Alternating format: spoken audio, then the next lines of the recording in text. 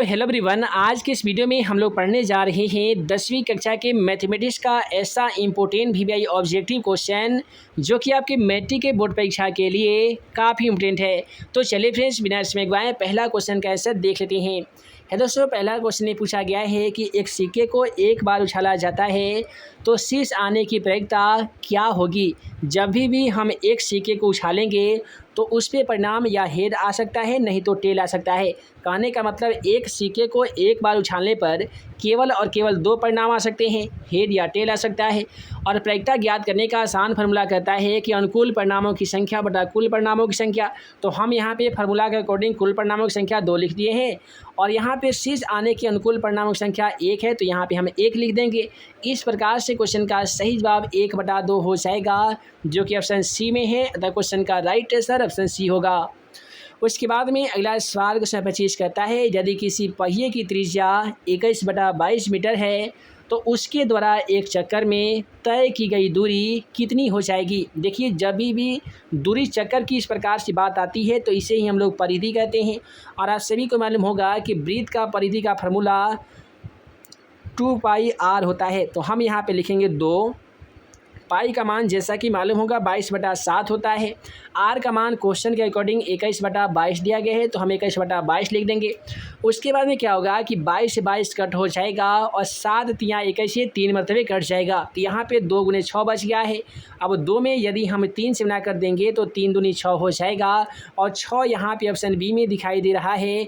अतः क्वेश्चन का right answer option B होगा जी, 6 मीटर। उसके बाद में अगला सवाल क्वेश्चन 26 को देख लेते हैं। क्वेश्चन 26 क्या कहता है कि बहुपद 3x + 4 का शून्य क्या हो जाएगा। तो हम यहाँ पे 3x + 4 दिया गया है। जब 3x बराबर लिखेंगे तो +4 उधर जाकर ये -4 हो जाएगा। जब हम x बराबर लिखेंगे -4 तो 3 जो आप यहाँ पे गुना में देख पा रहे हैं बराबर के उधर जाकर ये भागा 4 हो जाएगा। यानी x का जो शून्य का जाएगा वो -4/3 होगा और -4/3 ऑप्शन बी में दिख रहा है। अतः क्वेश्चन का सही जवाब ऑप्शन बी हो जाएगा जी। उसके बाद में आइए इसी प्रकार से अगला सवाल क्वेश्चन नंबर 27 को देख लेते हैं। दोस्तों, अगला सवाल क्वेश्चन 27 क्या कहता है कि किसी बाह्य बिंदु से वृत्त पर कितनी स्पर्श रेखा खींची जा सकती है। मान लेते हैं कि यह एक वृत्त है, कोई बाहरी बिंदु हम पी ले लेते हैं, तो पी से इस वृत्त पर केवल और केवल 2 स्पर्श रेखा PA और PB खींची जा सकती है। तो यहाँ पे हमसे पूछा गया था किसी बाह्य बिंदु से वृत्त पर कितनी स्पर्श रेखा खींची जा सकती है। तो बाहरी बिंदु का नाम यदि दे दिया जाएगा तो 2 हो जाएगा और केवल पूछा जाता कि एक वृत्त पर कितनी स्पर्श रेखा खींची जा सकती है, तो ऐसे स्थिति में क्वेश्चन का सही जवाब अनगिनत यानी अनंत हो जाता। उसके बाद में अगला सवाल क्वेश्चन 28 को देख लीजिए। क्वेश्चन 28 क्या कहता है कि समीकरण y² + y + 5 = 0 के मूल है। तो देखिए, जब इसका हम मूल्य ज्ञात करते हैं, मूल कैसे ज्ञात करेंगे तो एक d बराबर फार्मूला आता है b² - 4ac। b का मान कुछ भी नहीं है तो हम लोग 1 मानेंगे, यानी 1 का स्क्वायर कर देंगे। 4 × a का मान कुछ भी नहीं है तो फिर भी हम 1 मानेंगे। और यहाँ पे देखिएगा तो 4ac होता है, b² - 4ac। c का तो मान यहाँ पे 5 है, तो देखिए 1 का स्क्वायर 1 और ये 5 का 20 हो जाएगा। 1 में से 20 घटाइएगा तो माइनस में 19 हो जाएगा। जब भी माइनस से मूल होता है तो मूल काल्पनिक और वास्तविक नहीं होता है, यानी अवास्तविक होता है। तो क्वेश्चन का राइट आंसर ऑप्शन सी हो जाएगा, मूल वास्तविक नहीं है। उसके बाद में अगला सवाल क्वेश्चन 29 को देख लीजिए। 2 धन पूर्णांक जहां a और b के लिए a = bq + r हो, तो यहाँ पे कौन सा कथन सत्य होगा जी। तो ऑप्शन डी इस क्वेश्चन का राइट आंसर हो जाएगा। यह फार्मूला हमेशा ज्ञात करने के लिए यूज़ किया जाता है भाज्य बराबर भाज्य गुणे भागफल प्लस शेषफल के रूप में। उसके बाद में चलिए अगला सवाल क्वेश्चन 30 को देख लेते हैं। क्वेश्चन 30 कहता है कि sin 64 डिग्री बटा cos 26 डिग्री का मान क्या हो जाएगा। जब यहाँ पे sin 64 डिग्री लिखा गया है तो हम लिखेंगे sin × 90 में से 64 घटेगा तो 26 हो जाएगा। ठीक है जी। उसके बाद में है बटा में cos 26, उसे हम सेम टू सेम cos 26 लिखेंगे। अब देखिए sin × 90 - 26 बराबर क्या हो जाएगा, तो ये cos 26 हो जाएगा। क्योंकि एक फार्मूला कहता है sin × 90 - थीटा बराबर cos थीटा, तो इस sin के बदले में यहाँ पे cos होगा, 26 का 26 और नीचे वाला जो cos 26 डिग्री है इसे हम सेम टू सेम ले आकर लिख देंगे। अब देखिए cos 26 डिग्री से cos 26 डिग्री 1 मरतबे कट जाएगा, तो क्वेश्चन का सही जवाब ऑप्शन बी होगा 1। उसके बाद में अगला सवाल क्वेश्चन 31 को देख लीजिए। त्रिभुज ABC में AB = 13 सेमी है, BC बराबर 12 सेमी और AC बराबर 5 सेमी है, तो कोण C का मान क्या हो जाएगा। दोस्तों कोण C का मान हम लोग कैसे ज्ञात करेंगे, तो ऐसा करेंगे, पाइथागोरस प्रमेय का यूज करेंगे। पाइथागोरस प्रमेय कहता है कि AB स्क्वायर बराबर BC square plus AC square होता है। दोस्तों AB का मान यहाँ पे 13 दे रखा है, तो हम लोग 13 का यहाँ पे स्क्वायर करेंगे। BC का मान 12 दिया गया है, तो 12 का भी स्क्वायर करेंगे। AC का मान 5 दिया गया है, तो हम यहाँ पे 5 का स्क्वायर कर देंगे। उसके बाद में क्या करेंगे कि 13 का स्क्वायर 169 होता है, तो 169 लिखेंगे। 12 का स्क्वायर होता है 144, तो हम भी यहाँ पे 144 लिख देंगे। उसके बाद में है 5 का स्क्वायर। दोस्तों 5 का स्क्वायर कितना होता है जी, 25 होता है। अब यहाँ पे लिखेंगे 169 बराबर 144 में 25 स्क्वायर करेंगे, तो ये भी 169 हो जाएगा।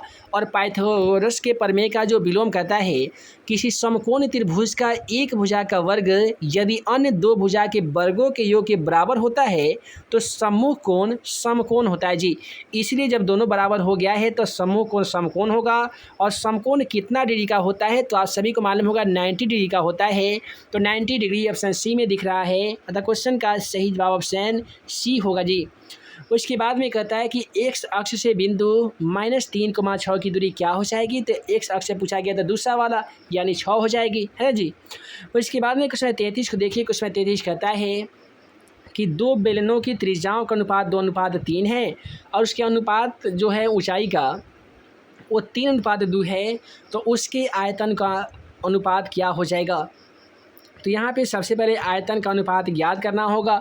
तो क्वेश्चन में 33 का राइट आंसर जो यहाँ पे दिया गया त्रिज्या का अनुपात, वहीं आयतन का अनुपात हो जाएगा। 2:3 क्वेश्चन का राइट आंसर ऑप्शन ए हो जाएगा। उसके बाद में कहता है यदि एक स्तंभ की छाया की लंबाई स्तंभ की ऊंचाई से √3 गुना है तो सूर्य का उन्नयन कोण क्या होगा जी। देखिए अब tan में 30 डिग्री का मान कितना होता है, तो आप कहेंगे 1/√3 होता है। जब cot 30 से पूछा जाएगा दोस्तों कि cot में 30 डिग्री का मान कितना होता है, तो आप कहेंगे कि √3 होता है। इसलिए क्वेश्चन का सही जवाब ऑप्शन बी हो जाएगा 30 डिग्री। उसके बाद में कहता है कि 7 सेमी गोला का एक त्रिज्या है, इसका आयतन क्या हो जाएगा। तो सबसे पहले आप सभी को गोला के आयतन का फार्मूला याद रखना बेहद जरूरी है।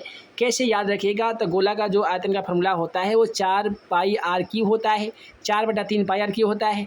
तो 4/3 पाई का मान जैसा कि 22/7 होता है, 22/7 लिखेंगे। उसके बाद में r का क्यू यानी r का मान 3 बार हमें लिखना है। तो देखिए एक साथ हम कटा सकते हैं। अब यहाँ पे 22 चौका 88 और 7 49, ये तीनों में हमें गुना करना होगा और 3 से भाग लगा देना होगा। तो आप लगा कर देख लीजिएगा। क्वेश्चन का सही जवाब 1437.1/2 होता है जी।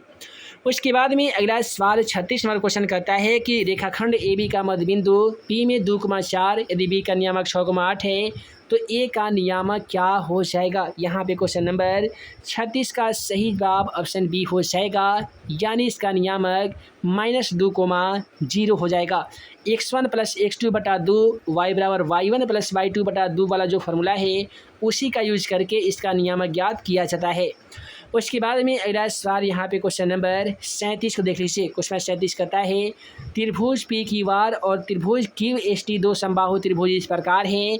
इस भुजा QR का मध्य बिंदु है। त्रिभुज PQR और QST का क्षेत्रफल का अनुपात क्या हो जाएगा। क्वेश्चन 37 का राइट आंसर ऑप्शन ए हो जाएगा, ये 4:1 हो जाएगा क्योंकि इसका आंसर 4 आता है। इसके नीचे 1 छिपा रहता है, अनुपात में चेंज करते हैं तो 4:1 हो जाता है। दोस्तों अगला सवाल कहता है यदि A, B, C समांतर श्रेणी में है तो B बराबर क्या हो जाएगा। देखिए समांतर श्रेणी में होने का आसान फॉर्मूला क्या होता है, वह होता है A2 - A1 और बराबर में होना चाहिए A3 - A2। अब यहाँ पे A2 का मान की बात करें तो यहाँ पे B दे रखा है, तो हम यहाँ पे B लिखेंगे। -A1 का मान दोस्तों A है, तो हम यहाँ पे A लिखेंगे। उसी प्रकार से A3 का मान यहाँ पे C दे रखा है, तो हम यहाँ पे C लिखने वाले हैं। A2 का मान B है, तो हम यहाँ पे B ही लिखेंगे। उसके बाद में क्या करेंगे दोस्तों कि B का B लिख दिए। अब देखिए यहाँ पे जो माइनस आप B देख पा रहे हैं, ये वाला -B बराबर के उधर जाकर ये +B हो जाएगा। यहाँ पे है C, ये वाला -A बराबर के उधर जाकर प्लस ए हो जाएगा।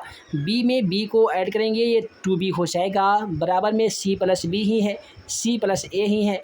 जब हम केवल b बराबर लिखेंगे c प्लस ए, तो जो 2 गुना में आप देख पा रहे हैं बराबर की तरफ जाकर ये भाग में हो जाएगा, यानी b का मान a प्लस c बटा 2 हो जाएगा और a प्लस c बटा 2 ऑप्शन बी में दिख रहा है। अतः क्वेश्चन का सही जवाब ऑप्शन बी होगा।